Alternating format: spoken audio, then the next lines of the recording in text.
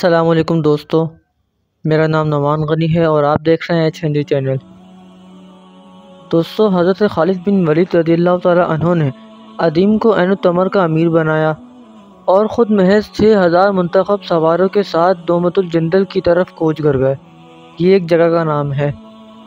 اللہ کے سپاہیوں کا یہ مختصر سا لشکر ہوا سے باتیں کرتا ہوا صرف 10 روز میں عقیدر بن مالک کے سر پر پہنچ گیا۔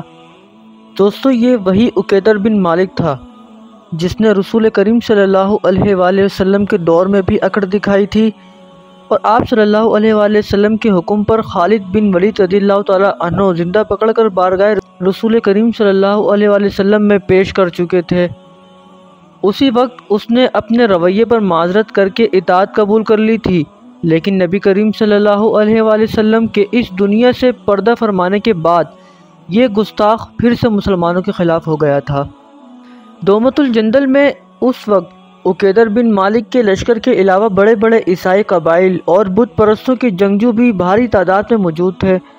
عقیدر بن مالک کو جب حضرت خالد بن ولید رضی اللہ تعالیٰ عنہ کی آمد کا پتہ چلا تو وہ خوف زدہ ہو گیا۔ اس نے جودی بن ربیعہ اور دیگر سلاروں کو مشورہ دیا کہ خالد رضی اللہ تعالیٰ عنہ کا جنگی مہارت میں جواب نہیں اور فتح ہمیشہ اس کے قدم چومتی ہے، اس لیے مناسب یہ ہے کہ مسلمانوں سے صلح کر لی جائے۔ لیکن جودی اور اس کے دیگر سلاروں کا چونکہ حضرت خالد بن ولید رضی اللہ تعالیٰ عنہ سے پالا نہیں پڑا تھا، اس لیے وہ جنگ کرنے کے لیے اڑے رہے۔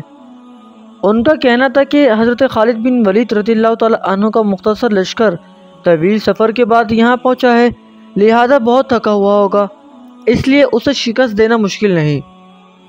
دوستو، یوں دومت الجندل کے باہر میدان جنگ سج گیا۔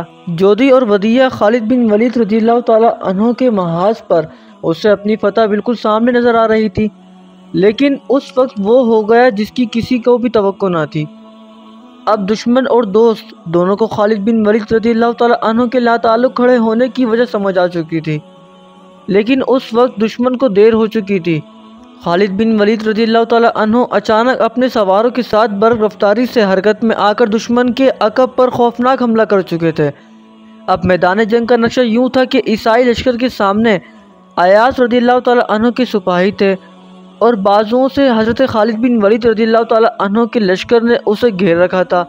جب ایاس رضی اللہ تعالیٰ عنہ اور اس کے سپاہیوں کو خالد بن ولید رضی اللہ تعالیٰ عنہ کی چال سمجھ میں آئی تو وہ اش کر اٹھے۔ ان کے ٹوٹے حوصلے بلند ہوئے اور انہوں نے پلٹ کر دشمن پر ایسا زوردار حملہ کیا کہ دشمن گھبرا کر پیچھے بھاگا، لیکن پیچھے کہاں بھاگتا، عقب میں تو خالد بن ولید رضی اللہ تعالیٰ عنہ اور ان کے مجاہدین کا قیامت خیز حملہ جاری تھا۔ ابن حضرت جان ابن الایہم کو بچاؤ کی اور صورت شاہراہ عرب کی طرف فرار میں نظر آئی، لیکن انہیں کیا پتا تھا کہ وہاں تو خالد بن ولید رضی اللہ تعالیٰ عنہ کے سپاہی کب سے ان کے منتظر تھے۔ دوستو، دشمن چاروں طرف سے بری طرح گر چکا تھا، ہر طرف موت ہی موت تھی۔ ابن حضرت جان اور دیگر دشمن سرداروں اور سپاہیوں کی واحد امید قلعہ تھا۔ وہ قلعے کے دروازے تک پہنچنے کی جان توڑ کوشش کرنے لگے۔ دیکھتے ہی دیکھتے قلعے کے دروازے کے سامنے لاشوں کے ڈھیر لگ گئے۔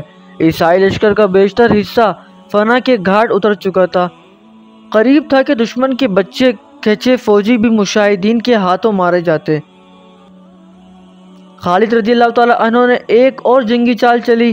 آپ رضی اللہ تعالیٰ عنہ یوں پسپا ہونے لگے کہ جیسے دشمن کے بے پناہ دباؤ نے انہیں پیچھے ہٹنے پر مجبور کر دیا ہو۔ یہ دیکھ کر عیسائیوں کے حوصلے بڑھ گئے اور انہیں قلعے کے دروازے تک پہنچنے کا امکان نظر آنے لگا۔ عیسائیوں نے اور زور لگایا، خالد بن ولید رضی اللہ تعالیٰ عنہ مزید پسپا ہو گئے۔ آخر دشمنوں کے لیے قلعے تک پہنچنے کا راستہ صاف ہو گیا۔ عقیدر جو قلعے کے ایک بٹ سے صورتحال پر نظر رکھے ہوئے تھا، اس نے فوراً قلعے کا دروازہ کھولنے کا حکم دے دیا تاکہ اس کا بچہ کھچا لشکر قلعے میں آ سکے۔ پھر یوں ہوا کہ ابن حضرت جان اور ابن الایہم نے زندگی کی تلاش میں اپنے سپاہیوں کے ساتھ قلعے کا رخ کیا۔ اب حضرت خالد بن ولید رضی اللہ تعالیٰ عنہ مجاہدین کے ساتھ دشمن پر پلٹ پڑے۔ دشمن آگے بھاگ رہا تھا اور حضرت خالد بن ولید رضی اللہ تعالیٰ عنہ اس کے پیچھے تھے۔ جب تک دشمن کو بات سمجھ میں آئی، خالد بن ولید رضی اللہ تعالیٰ عنہ اپنے لشکر کے ساتھ قلعے میں داخل ہو چکے تھے۔ قلعے کے محافظوں کو یہ بھی پتہ نہ چلا کہ کب قیامت ان کے سروں پر پہنچ گئی۔ دوستو، جب عقیدر اور اہل قلعہ کے ہوش ٹھکانے آئے تو شہر پر مسلمان کو قبضہ ہو چکا تھا۔ عقیدر کو اس کے تمام محافظوں اور سرداروں سمیت گرفتار کیا جا چکا تھا۔ جب عقیدر کو حضرت خالد بن ولید رضی اللہ تعالیٰ عنہ کے سامنے لایا گیا تو آپ رضی اللہ تعالیٰ عنہ نے فرمایا، اے عقیدر، تو میرا نہیں رسول اللہ صلی اللہ علیہ وآلہ وسلم کا مجرم ہے، تو نے نبی کریم صلی اللہ علیہ وآلہ وسلم سے بدعہدی کی، تجھے معافی نہیں مل سکتی۔ پھر آپ رضی اللہ تعالیٰ عنہ نے تلوار کے ایک ہی وار میں اس کا سر تن سے جدا کر دیا۔ دوستو یہ اگست 633 ہجری کا ایک خوشگوار دن تھا جب دومت الجندل پر اسلامی پرچم لہرا دیا گیا۔ دوستو دومت الجندل کا قصہ نمٹانے کے بعد حضرت خالد بن ولید رضی اللہ تعالیٰ عنہ جس تیزی سے گئے تھے اسی تیزی سے واپس ہیرا لوٹ آئے۔ حضرت خالد بن ولید رضی اللہ تعالیٰ عنہ نے اپنی آخری عمر میں گوشہ نشینی اختیار کر لی تھی۔ عالم اسلام کے اس عظیم صحابی مجاہد سپہ سالار اور جرنیل کی تمام خواہش پوری ہوئی، مگر ایک خواہش پوری نہ ہوئی جو شہادت کی موت کی خواہش تھی۔ دوستو ساری عمر اسلام کے دشمنوں سے جہاد کرنے والے عظیم سپہ سالار نے ہر خطرے کا سامنا کیا مگر شہادت نہ ملی، جس کے لیے آپ رضی اللہ تعالیٰ عنہ نے فرمایا، میرے جسم پر کوئی ایسی جگہ نہیں ہے جہاں پر زخموں کے نشان نہ ہوں مگر مجھے جہاد کرتے ہوئے شہادت نہ ملی۔ حضرت خالد بن ولید رضی اللہ تعالیٰ عنہ کو نبی کریم صلی اللہ علیہ وآلہ وسلم نے سیف اللہ یعنی اللہ کی تلوار کا لقب دیا تھا۔ پھر یہ اللہ کی تلوار کس طرح ٹوٹتی؟ دوستو حضرت خالد بن ولید رضی اللہ تعالیٰ عنہ نے 642 ہجری کو حضرت عمر فاروق اعظم رضی اللہ تعالیٰ عنہ کے دور خلافت میں وفات پائی۔ انشاءاللہ تعالیٰ دوستو نیکسٹ ویڈیو میں ہم کسی نئے ٹاپک کے ساتھ ملیں گے۔ آپ لوگوں سے گزارش ہے کہ پلیز چینل کو لازمی سبسکرائب کریں، اپنا خیال رکھیے گا۔ اللہ حافظ۔